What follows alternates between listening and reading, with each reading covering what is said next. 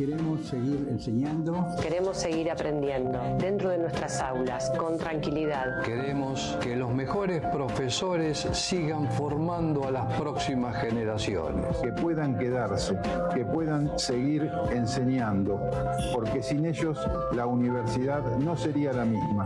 Cada vez más seguido escuchamos que docentes, investigadores, estudiantes y no docentes tienen que dejar sus facultades porque no llegan a fin de mes. No queremos que nadie quede afuera. La ley de financiamiento universitario es imprescindible para sostener la excelencia de la universidad pública. No se trata de ideologías, no se trata de partidismo. Se trata de cuidar lo que nos une y nos enorgullece, el valor de la educación pública. La UBA es de quienes estudian, de quienes enseñan. Y de quienes encuentran en ella atención, respuestas, cuidado y profesionales de excelencia. Esta ley no es contra nadie, es a favor de todos. Pedimos al Poder Ejecutivo Nacional que reglamente la ley de financiamiento universitario. Que se implemente cuanto antes para poder seguir siendo lo que somos. Cuidemos lo que nos une, cuidemos lo que funciona. Cuidemos la educación pública, cuidemos la UBA.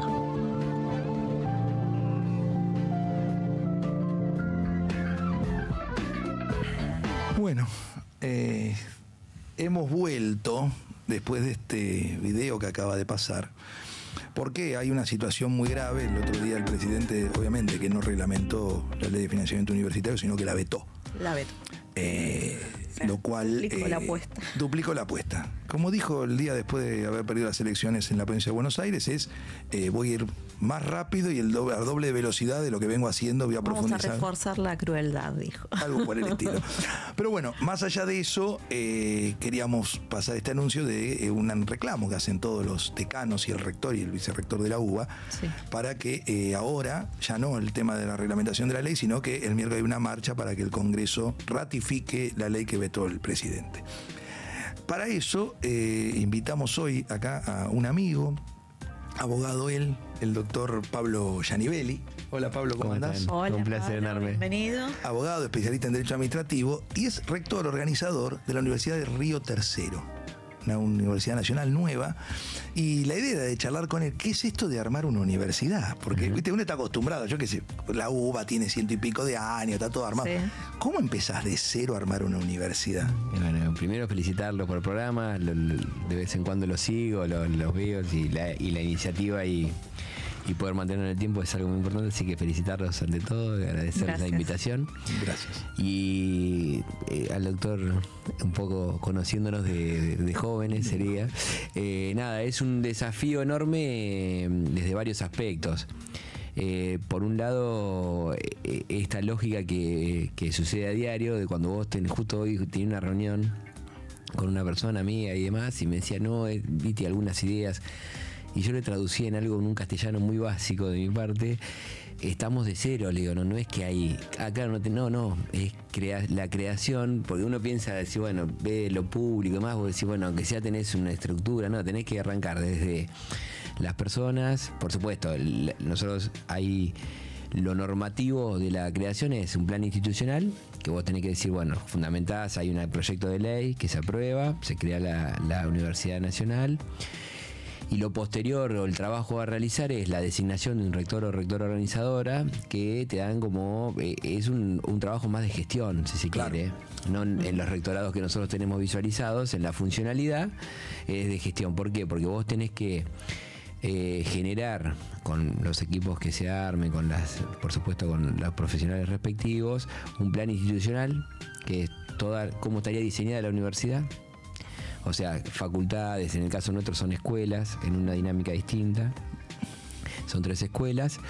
Y ahí adentro tenés que poner desde la infraestructura, pasando por cómo harías la extensión universitaria, la investigación, el área académica. Nosotros tenemos 3 escuelas que la dividimos acorde a lo que era el proyecto institucional, que una que es de tecnología, otra le pusimos gobernanza, pero que ahí logramos, vos tenés como ítems educativos en los cuales lo que nosotros vemos como facultades están establecidos en algunas temáticas más centralizadas. Claro. Entonces nosotros en una de ellas reunimos desde alguna de la salud como enfermería, pasando por algunas de administración agropecuaria pública y otras de recursos humanos y demás. En el medio teníamos la de tecnología, que era el eje que un poco convocaban y que nosotros ahora tenemos aprobada, vinculado a esto, lo que sería un similar a nuestras tradicionales licenciaturas en sistemas, con tecnicaturas respectivas, ciencia de datos. Estamos viendo todo el tema de ciberseguridad y demás para incluir ahí. Es lo de hoy. Claro, estamos en eso. Sí. Y una en el medio que es de producción, que ahí reunís desde Río Tercero tiene varias petroquímicas, ahora con un tema en discusión, pero que tiene un anclaje muy fuerte. Entonces tenemos de una ingeniería química o de procesos, pasando por logística, pasando por otro tipo de carrera. Entonces vos diseñás un esquema determinado. Claro, pues la currícula, ¿no? De los docentes. Totalmente, bueno. Todo eso. Es la segunda etapa. No, esta es la primera. O sea, vos tenés que hacer la propuesta de la carrera, proyectar la propuesta de cada una de las materias. Y una propuesta de docente que después por supuesto varía, porque vos haces una propuesta inicial que después hay que ir adecuando a la posibilidad. Y en paralelo lo que a nosotros nos divierte mucho en alguna otra época es el estatuto universitario, que claro. dice, bueno, ¿cómo se elige? ¿Cómo se organiza? Claro. ¿Quién elige? ¿Quién representa? Viste, yo sabía que te iba a tocar una fibra ahí. Sí, claro. Bueno, y esa es un poco una tarea que yo te la transmito así, o te la dicen y vos decís, bueno. Pero después cuando arrancás es desde a dónde funciona ediliciamente, todo. De qué manera tenés, cómo convocás a los docentes, de qué manera, es todo eso periódicamente. Hay una ventaja, ¿no? Cuando vos creas algo nuevo, le puedes dar una dinámica mucho más moderna. Exacto. Hay mucho menos intereses en juego. Totalmente de acuerdo. Y uno puede hacer cosas más transversales, ¿no? Exacto.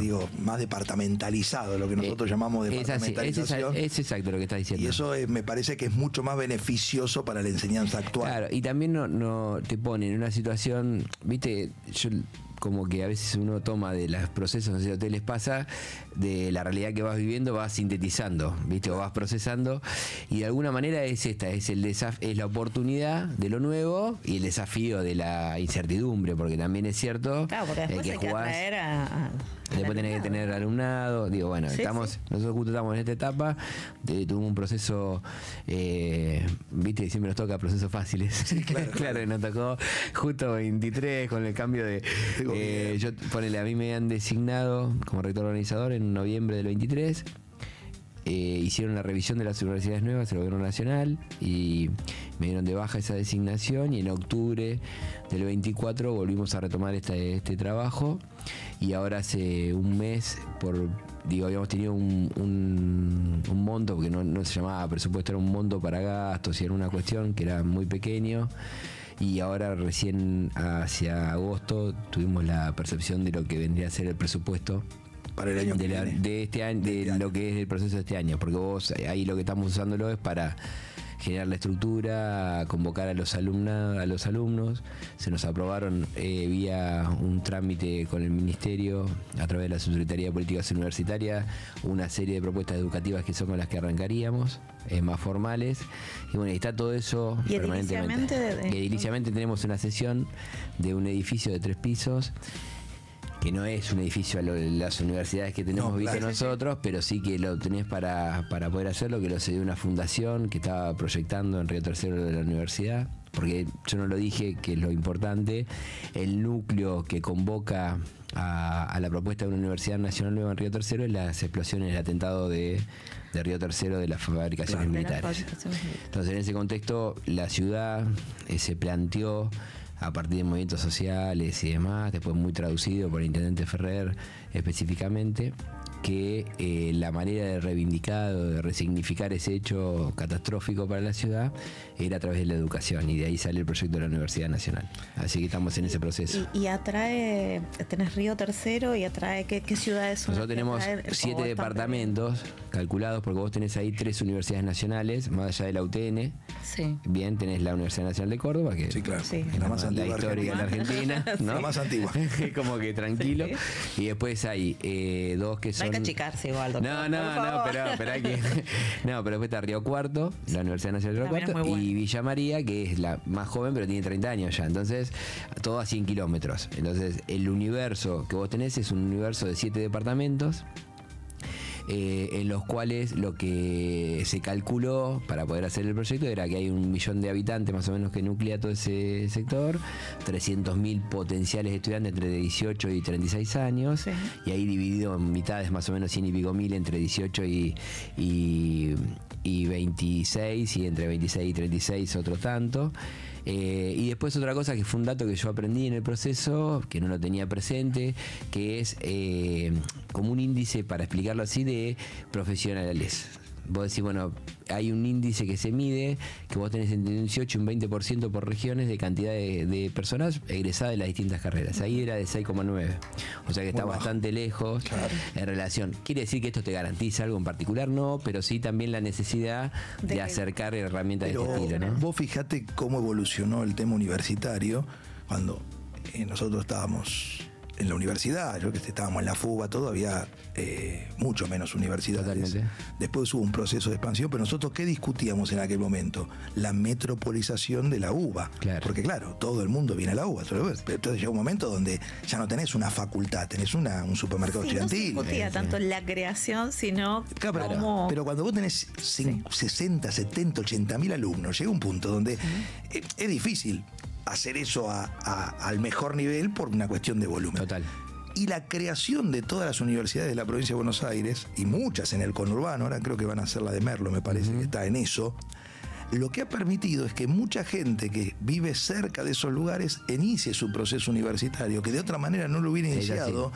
Y hasta para segunda carrera. Exacto. Porque uno se quedaba con que, bueno, por ahí tenías como primer profesión, no sé, ser abogado, pero yo doy clases en la UNSAM y a mí me pasa que tengo profesionales grandes. ¿Entendés? No tiene derecho la Universidad de San Martín.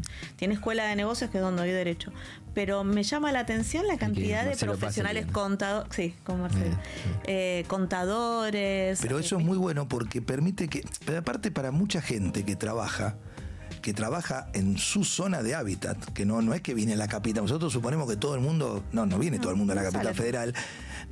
Tenía que recorrer una cantidad de distancia para estudiar y los costos familiares. Total. La gente que no podía decir, che, yo no puedo pagarle a mi hijo o a mi hija un departamento o una habitación estudiantil en Córdoba capital. Y digo, en cambio, cuando vos acercás la universidad a la gente, al territorio donde hay mucha población y con un criterio local de educación. Sí, pero con un criterio local de la educación. No vas con las carreras clásicas, contador, abogado, arquitecto, sino que vas con las carreras que son del lugar. Claro, ¿no? Es que tiene que ver con esa lógica de decir, bueno, porque cuál es la discusión que también un poco se asocia a esto de que en algún punto cuando debatimos el sistema universitario, lo que terminamos discutiendo es lo que siempre hemos discutido en la Argentina, decir, bueno, si es una inversión o no la educación.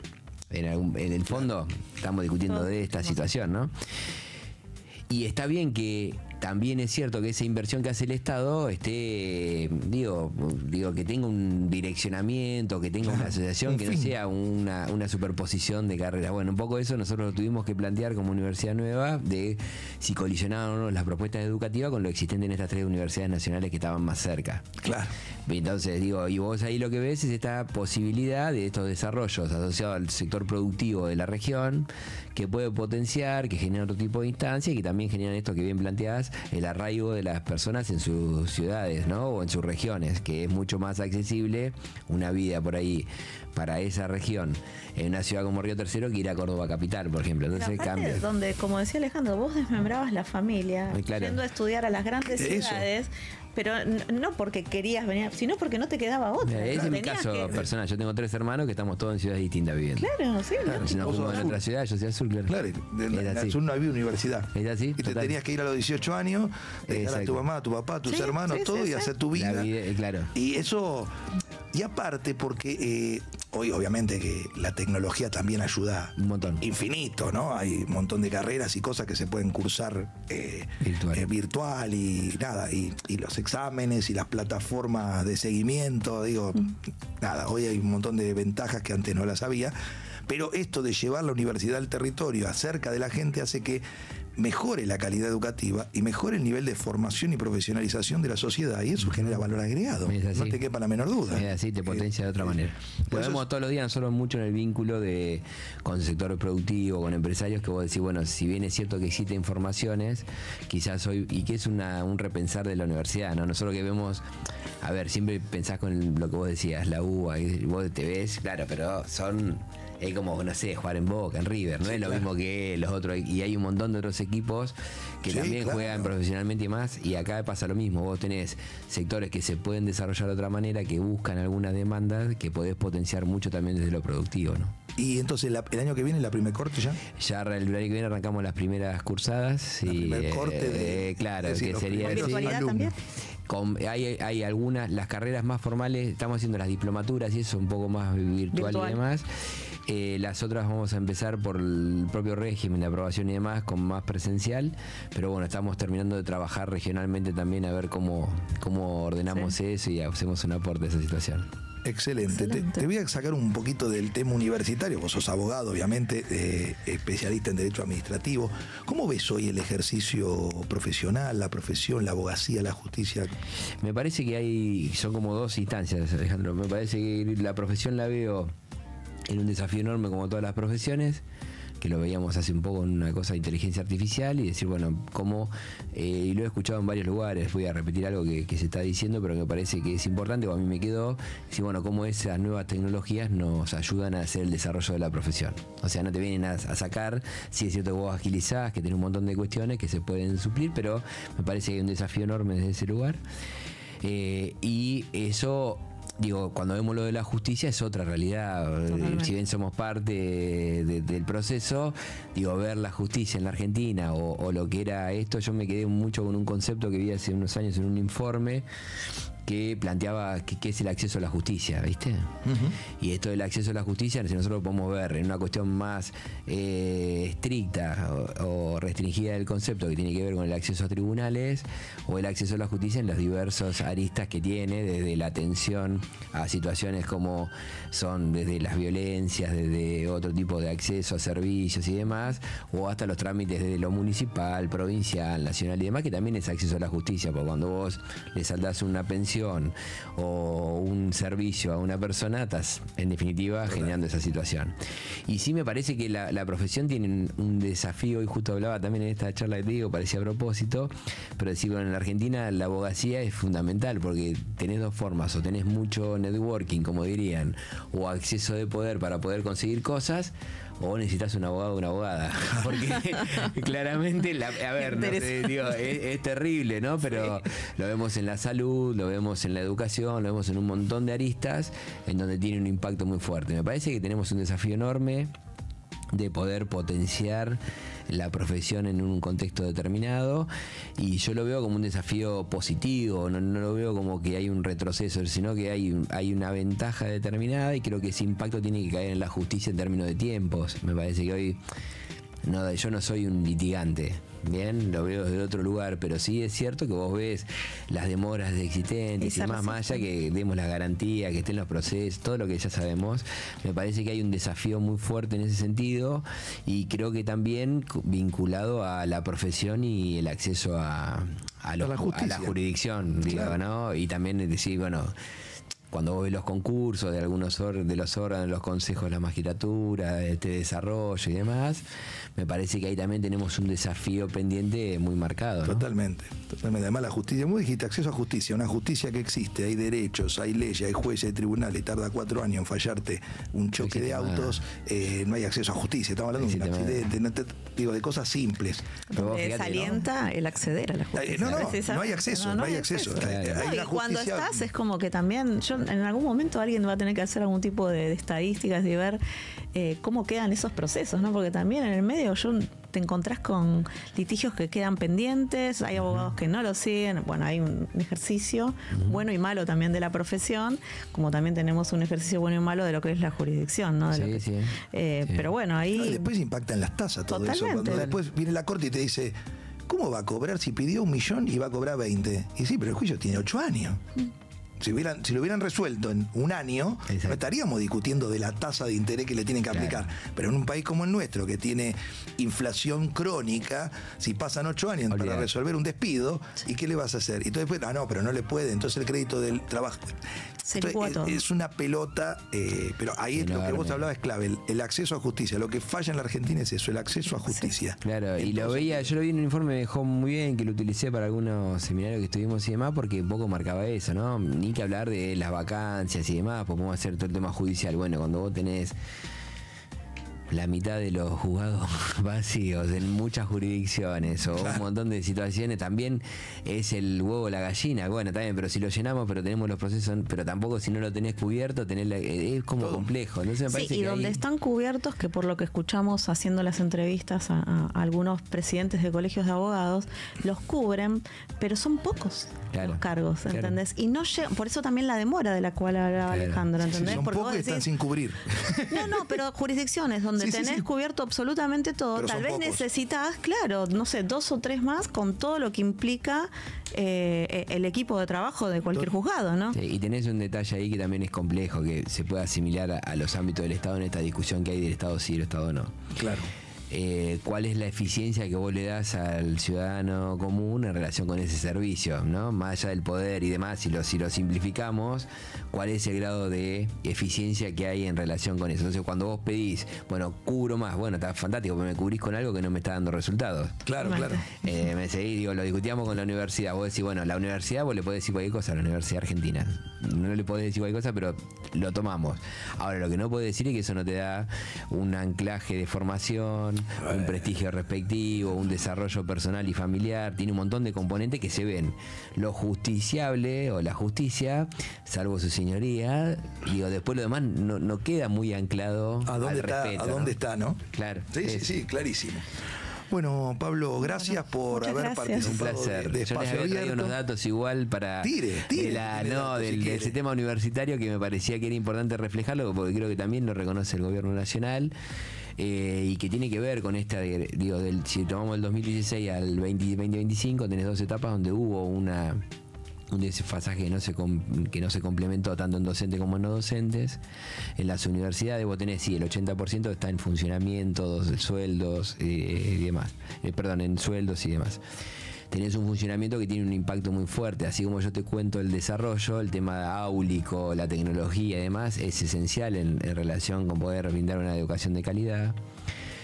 Lo cierto es que ha habido un impacto que antes era entre el 0,6 y 0,8 del PBI nacional, hoy está en el 0,4 y pico. Bajó el aporte. Entonces lo que hay es una situación distinta. Y también eso, del 2016 a la fecha, lo que has tenido con un periodo más heavy, más de descenso en el 18-19, y ahora en estos 2 años que está esta discusión muy planteada, en un 30% menor, 30-40% menor entre docentes y no docentes en relación con las universidades. Entonces hay una realidad que se visualiza. Me parece que hay un debate sobre el fondo que puede ser aceptable, pero que no tiene tanto que ver con estas situaciones. Y bueno, cómo se controla, de qué manera, esto que se dice que está bárbaro, que está bien discutirlo, que hay que ver los procesos que existen, pero que también es cierto que hay un impacto determinado que me parece que es parte de una discusión, ¿no? Creo que la discusión de fondo tiene que ver con la universidad pública en la Argentina, qué es lo que aporta, y me parece que aporta mucho valor en relación no solo simbólico, sino en términos concretos y reales, si lo traducimos en desarrollos locales y demás. A mí me pasó en esto de la nueva universidad, perdón que me extendí un poquito. No, para nada. Que tenía que ver con Villa María, que es una ciudad muy cercana a Río Tercero, y que es el ejemplo más cercano que tiene la región para verlo, y la expansión de la ciudad asociada a la universidad fue muy marcada en crecimiento poblacional, de desarrollo productivo, en varios índices que cambian. Entonces, me parece que ahí está un parte de la discusión, ¿no? Para terminar, pero abordando lo mismo que decís vos, los índices de impacto que tienen las universidades son fácilmente calculables y medibles. Es decir, no es un biribiri que decimos, no, poné más presupuesto que algún día. Es totalmente cantidad de egresado, cantidad de impacto, patentes, tecnología, investigación, desarrollo de los docentes, etcétera, etcétera. Nosotros que somos producto de la universidad pública y que hemos militado y defendido la universidad pública, ¿no? Nos damos cuenta que cuando atacan, primero quisieron atacar con el arancelamiento, después quisieron atacar con el examen de ingreso, como todas esas políticas no resultaron porque la sociedad las saldó, ahora atacan con el financiamiento, te ahogo presupuestariamente, entonces no andan los laboratorios, no andan los ascensores, no a tener los insumos para los hospitales universitarios, entonces eso genera un deterioro en la educación para que la gente diga, no, la universidad es un desastre. Pero bueno, el Congreso se puso de acuerdo por mayoría, presentó una ley de financiamiento universitario, el gobierno la vetó y este miércoles va a haber una marcha para pedirle a los diputados que ratifiquen con el 2/3 de la Cámara el proyecto de ley que ya salió, como pasó el otro día con la ley sobre el tema de discapacidad. Sí. Así que bueno, nada.